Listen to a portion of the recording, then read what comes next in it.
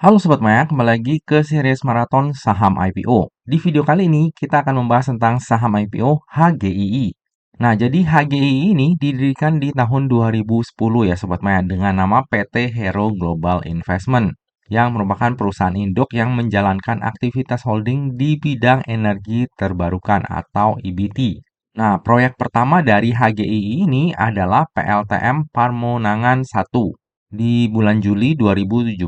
Selanjutnya di bulan Mei 2021 turut beroperasi komersial dengan PLTM Parmonangan 2. Nah, bisa kita lihat di sini HGII ini. Jadi dia tuh selain investasi dan pengembangan proyek EBT, dia tuh juga rajin akuisisi Sobat Maya. Jadi dia model bisnisnya itu dia investasi sendiri, kembangin sendiri, atau yang kedua dia akuisisi juga. Nah, ini adalah track record dari HGII ya, dari tahun 2010, terus 2011 mulai mengakuisisi SCE, dan selanjutnya bisa Sobat Maya lihat di sini. Nah, untuk PLTM dari HGII ini sendiri itu ada di wilayah Sumatera Utara ya, Sobat Maya. Nah, ini adalah proyek yang dimiliki oleh HGII.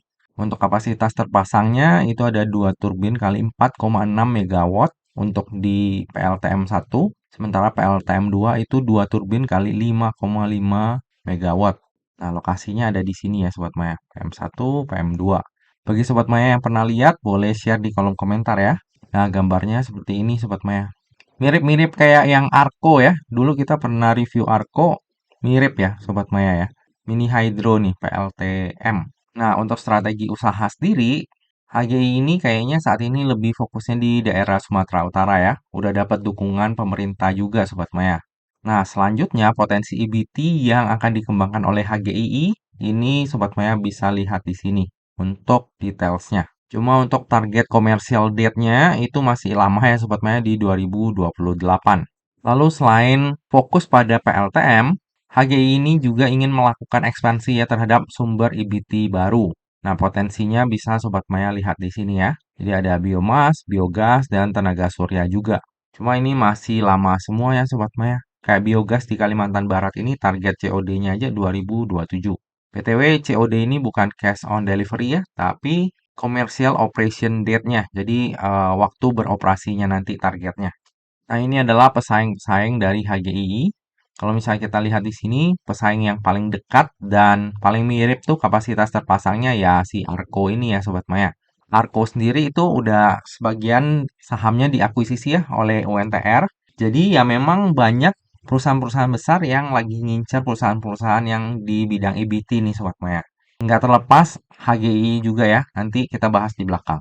Oke, ini adalah laporan laba rugi dari HGII. Bisa kita lihat di tahun 2021 ke tahun 2022 ini terjadi banyak pengurangan pendapatan ya Sobat Maya. Nah, hal ini salah satunya karena di tahun 2021 ini ada pendapatan dari konstruksi, sementara di tahun 2022 udah nggak ada.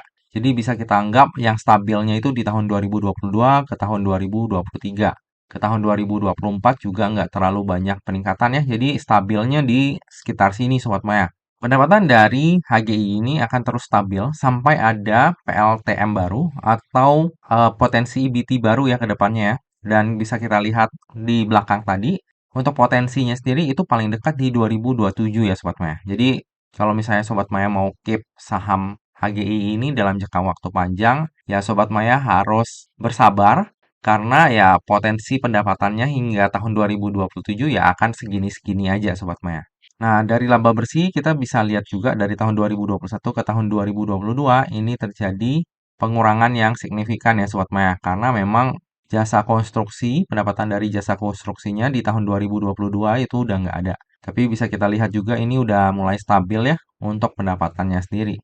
Tapi yang agak aneh di sini Sobat Maya, pendapatan dari HGII ini itu kayak gedenya di semester pertama doang Sobat Maya. Kita bisa lihat ya, kayak tahun 2023. Di semester pertama dia laba bersihnya itu udah di 21 miliar. Tapi full year-nya cuma 26 miliar. Dan di 2024 ini di semester pertama 26 miliar, tapi full year-nya kita nggak tahu, jangan-jangan cuma 26 miliar juga. Cuma yang bisa kita lihat di sini untuk net profit margin-nya ya lumayan lah ya Sobat Maya, sekitar 26% Sobat Maya. Jadi untuk net profit margin dari HGI ini lumayan tebal. Dan kalau misalnya ada proyek baru ke depannya harusnya bisa makin tebal juga ya Sobat Maya. Oke, untuk segmen operasi dari HGI, ini sebagian besar itu adalah dari pembangkit listrik tenaga mini hydronya ya. Sementara lain-lain ini yang kayak jasa konstruksi dan lain-lain. Oke, lalu ini adalah para pemegang saham dari HGI. Ini kurang lebih kepemilikan sahamnya mirip-mirip ya Sobat Maya. Tiga-tiganya adalah pengendali juga. Lalu dalam IPO-nya HGI ini, itu nggak ada lock-up period ya Sobat Maya. Jadi dalam artian kalau misalnya Bapak Rudi, Bapak Robert, Bapak Hendrianto mau jual kepemilikan sahamnya kapan aja, itu bisa-bisa aja ya. Nah, salah satu hal yang menarik di sini adalah salah satu direktur dari HGII ya Sobat Maya, yaitu Bapak Hugo nih. Nah, Bapak Hugo ini ternyata juga merangkap menjadi direktur keuangan di Gria Sobat Maya. Kalau misalnya Sobat Maya ingat, dulu Gria itu penjatahannya gede Sobat Maya. Sempat ARB, tapi habis itu diangkat naik Sobat Maya. Nah, apakah nantinya IPO-nya HGI pun akan seperti itu? Kayaknya beda fundamental sih. Dan waktu itu underwriter-nya juga berbeda. Nanti kita lihat di belakang underwriter HGI ini siapa ya. Tapi waktu Gria itu memang underwriter-nya nggak common. Terus track record-nya juga biasa banget. Dan fundamentalnya juga kalah jauh sih menurut saya pribadi ya dari HGI ini. Oke, lalu ini adalah struktur penawaran saham IPO dari HGI. Jadi sebanyak-banyaknya 1,3 miliar lembar saham atau mewakili sebanyak 20% dari modal ditempatkan dan di store penuh yang akan ditawarkan kepada masyarakat. Untuk harga penawarannya sendiri itu berkisar antara 200 hingga 230. Sehingga dana yang akan diraup dari IPO ini adalah sebanyak-banyaknya sebesar 299 miliar. Lalu nantinya dana IPO tersebut akan digunakan untuk tujuan-tujuan sebagai berikut. Yang pertama, sekitar 66% ini akan digunakan untuk setoran modal kepada perusahaan anak, yaitu SSA, yang kemudian akan digunakan SSA sebagai belanja modal dan sebagai modal kerja. Lalu tujuan yang kedua, sekitar 30% ini akan digunakan untuk setoran modal lagi kepada perusahaan anak, kepada MHE, yang kemudian akan digunakan oleh MHE sebagai belanja modal dan modal kerja. Lalu sisanya sebesar 3% ini akan digunakan untuk modal kerja Sobat Maya. Nah, untuk tujuan penggunaan dana IPO dari HGII ini bagus ya Sobat Maya. Udah jarang kayaknya rasanya melihat IPO akhir-akhir ini tujuan penggunaan dananya itu untuk ekspansi. Nah, di IPO-nya HGII ini kita akan melihat tujuan IPO yang bagus ini Sobat Maya untuk ekspansi usaha. Tentunya tujuan ini bagus karena nantinya akan menambah ataupun meningkatkan kinerja HGII di masa mendatang. Oke, lalu yang menarik juga di IPO-nya HGII ini ada pengalihan saham Sobat Maya. Jadi setelah HGII ini IPO, nantinya sebesar 25% dari kepemilikan saham HGII itu akan dibeli oleh Shikoku Electric Power Company atau dikenal dengan Yonden melalui SIP International Netherlands BV. Nah, ini menarik Sobat Maya. Kenapa bisa menarik? Jadi Yonden ini adalah salah satu perusahaan publik di Jepang dan dia itu perusahaannya gede banget. Nanti di belakang kita lihat juga. Dan Yonden ini akan menjadi salah satu pemegang saham dari HGII ini setelah listing ya Sobat Maya. Cuma untuk kepengendalian dari HGII ini masih dimiliki oleh Bapak Rudi, Bapak Robert, dan juga Bapak Hendrianto ya. Karena jika ini di total masih lebih besar daripada 50% ya. Cuma nggak tahu nih kalau misalnya di masa mendatang Yonden ini menambah kepemilikan sahamnya lagi. Nah, jadi nantinya setelah Yonden masuk, maka struktur IPO-nya akan menjadi seperti ini Sobat Maya. Masyarakat itu 20%, sementara pengendalinya terbagi rata ya di 18 persenan, sementara Yonden itu di 25%. Nah, Yonden sendiri ini bukan perusahaan kaleng-kaleng Sobat Maya. Udah berdiri dari tahun 1951. Total asetnya saat ini ada 1,6 triliun yen Sobat Maya. Dan operating revenue-nya di 31 Maret 2024 itu ada di 787 miliar yen atau sekitar 70 triliun. Jadi ini perusahaannya bukan kaleng-kaleng. Dia akuisisi sebagian saham dari HGI ini udah menjadi sentimen bagus menurut saya pribadi ya Sobat Maya. Cuma yang perlu diperhatikan di sini adalah Yonden ini adalah perusahaan Jepang, Sobat Maya. Sobat Maya bisa lihat sendiri perusahaan-perusahaan Jepang yang akuisisi perusahaan di Indonesia. Harga sahamnya itu kemana? Jawabannya adalah harga sahamnya nggak kemana-mana Sobat Maya. Jadi mereka itu lebih kayak fokusnya tuh ke dividen. Yang penting rutin dividen bagi setiap tahun. Harga sahamnya nggak naik, mereka nggak masalah. Nah, kemungkinan besar nantinya di IPO-nya HGI ini juga seperti itu Sobat Maya. Jadi bagi Sobat Maya yang mungkin mengincar capital gain, kayaknya agak sulit ya Sobat Maya ya. Karena biasanya mereka nggak terlalu peduli harga saham. Beda nih ceritanya sama kasus Nice yang kemarin diakuisisi oleh LG. Nah, kalau Korea mungkin beda cerita ya, tapi kalau Jepang, rata-rata di Indonesia mereka tuh nggak terlalu peduli harga sahamnya. Jadi dibiarin gitu aja, mereka lebih fokusnya sama konsistensi dividen. Nah, kalau misalnya kita lihat dari pendapatan dan profitnya HGII, kemungkinan besar di masa mendatang HGI ini juga bisa menjadi dividen play sih ya Sobat Maya ya. Cuma untuk valuasi saat ini memang agak tinggi, nanti kita bahas di belakang. Oke, lalu yang akan menjadi underwriter di IPO-nya HGI ini adalah OCBC Sekuritas Indonesia atau dengan kode brokernya TP dan juga UOB Kay Hian Sekuritas dengan kode brokernya AI. Nah, TP ini baru tahun 2023 cuma ngawal satu saham yaitu IKPM dan ini cuma berhasil tutup di zona hijau aja Sobat Maya.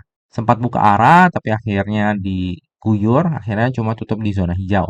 Lalu untuk AI sendiri, AI ini sering banget mengawal saham IPO ya Sobat Maya. Nanti KSIX juga akan dikawal oleh AI. Nah, itu dari tahun 2023, 2024 itu semuanya bagus-bagus semua ya. Nggak ada satupun saham yang ditutup di zona merah di hari pertamanya listing. Jadi untuk TP maupun AI ini track recordnya bagus. Semoga aja di HGII at least ya bisa tutup di zona hijau. Oke, lalu ini adalah laporan keuangan dari HGII. Bisa kita lihat ini dari sisi aset ya stabil di situ-situ aja. Kalau dari sisi liabilitas agak cenderung turun ya Sobat Maya. Dan hal ini mengakibatkan dari sisi ekuitasnya ini terus meningkat ya dari waktu ke waktu. Dan bagi Sobat Maya yang concern terhadap daftar efek syariah, jika kita lihat dari sisi rasio utang dan juga sektor usahanya, maka HGI ini akan masuk ke dalam daftar efek syariah. Lalu jika kita breakdown lagi dari total ekuitasnya Sobat Maya ya, bisa kita lihat di sini bahwa saldo laba dari HGI ini selalu meningkat ya dari tahun ke tahun. Jadi memang HGI ini adalah perusahaan yang menghasilkan profit. Lalu berikut ini adalah valuasi dari HGII di rentang harga IPO-nya di antara 200 hingga 230. Jadi jika nantinya HGI ini listing di harga terendahnya yaitu di harga 200, maka PI-nya itu ada di 24,71 kali dan PBV-nya di 1,78 kali dengan market cap sebesar 1,3 triliun. Sementara nantinya jika HGI ini listing di harga tertingginya yaitu di harga 230, maka PI-nya itu akan berada di 28,41 kali, PBV-nya di 1,95 kali, dan market cap-nya di 1,4 triliun. Dari sisi valuasi yang nggak terlalu mahal, nggak terlalu murah juga, standar lah untuk ukuran saham IPO ya, untuk HGI ini Sobat Maya.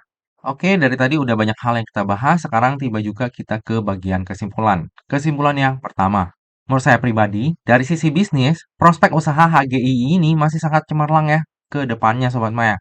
Selain sektor usahanya itu yang memang sektor yang berpotensi cerah di masa mendatang, yaitu sektor EBT, HGI ini juga terus mencatatkan profit yang konsisten. Kesimpulan yang kedua, valuasi dari HGI ini cenderung standar ya untuk ukuran saham IPO. Lalu untuk tujuan penggunaan dana IPO-nya sendiri ini bagus banget karena hampir seluruh dana IPO-nya itu dipakai untuk ekspansi usaha. Udah lama ya nggak lihat saham IPO yang tujuan penggunaan dananya itu untuk ekspansi usaha. Kesimpulan yang ketiga, underwriter dari IPO-nya HGII adalah TP dan juga AI. Nah, saham-saham yang dikawal oleh TP maupun AI dalam beberapa waktu terakhir ini cukup memuaskan ya. Selama tahun 2023 dan 2024, nggak ada satupun saham yang tutup di zona merah di hari pertamanya listing. Semoga aja di IPO-nya HGI ini pun akan seperti itu ya Sobat Maya. At least bisa ditahan di harga IPO-nya. Kesimpulan yang keempat, setelah IPO, HGI ini akan dibeli kepemilikan sahamnya sebesar 25% oleh Shikaku Electric Power atau Yonden ya. Yang tentu saja hal ini akan menjadi sentimen positif untuk HGII. Dibelinya sendiri itu di harga IPO, harusnya harga sahamnya juga dijaga lah, at least jangan turun di bawah harga IPO. Cuma kembali lagi Sobat Maya, seperti yang saya bilang di awal, perusahaan Jepang biasanya nggak terlalu peduli ya sama harga sahamnya, yang penting mereka bisa dapat dividen yang konsisten. Kesimpulan yang terakhir, saya sendiri akan wait and see dulu ya Sobat Maya cenderung untuk ikut. Nah, saya wait and see-nya karena ya kalau misalnya kita lihat dari video-video yang sebelumnya, itu kan KSIX bagus, Ratu bagus, CBDK bagus. Nah, kalau misalnya HGII ini listingnya barengan mereka, kayaknya saya lebih memilih untuk fokus ke satu aja Sobat Maya. Jadi ya sebenarnya HGII ini bagus, tapi mungkin saya akan lebih memfokuskan ke yang lebih bagus kali ya, yang punya potensi momentum jangka pendek lebih besar. Cuma again ini saya masih wait and see dulu. Cenderung ikut sih sebenarnya, cuma nanti lihat jadwalnya lagi. Karena dari sisi bisnis ini oke, bisnis masa depan, lalu valuasinya ya standar lah, nggak mahal-mahal banget. Lalu underwriter-nya juga oke. Lalu sebagian besar sahamnya juga dibeli oleh perusahaan yang sangat bonafit. Seperti biasa ya Sobat Maya, yang namanya saham, terlebih saham IPO, itu nggak pernah luput dari yang namanya resiko. Jadi bagi Sobat Maya yang mau melakukan order saham IPO HGII, pastikan Sobat Maya melakukan order sesuai dengan resiko yang siap untuk Sobat Maya tanggung ya. Lebih lengkapnya nanti saya order berapa atau saya ikut atau enggak, nanti saya akan update di tab community ataupun IG saya pada saat masa offering nanti. Nah Sobat Maya, demikianlah video review saham IPO HGII. Semoga aja video ini dapat bermanfaat bagi Sobat Maya semuanya dan dapat menjadi bahan pertimbangan nih. Apakah nantinya Sobat Maya mau membeli saham IPO HGII atau enggak? Nah, Sobat Maya, akhir kata jangan lupa untuk selalu jaga kesehatan, jangan lupa untuk selalu bahagia, dan semoga perjalanan investasi kita selalu cuan bareng-bareng ya. Sampai jumpa di video review saham IPO selanjutnya. Dah.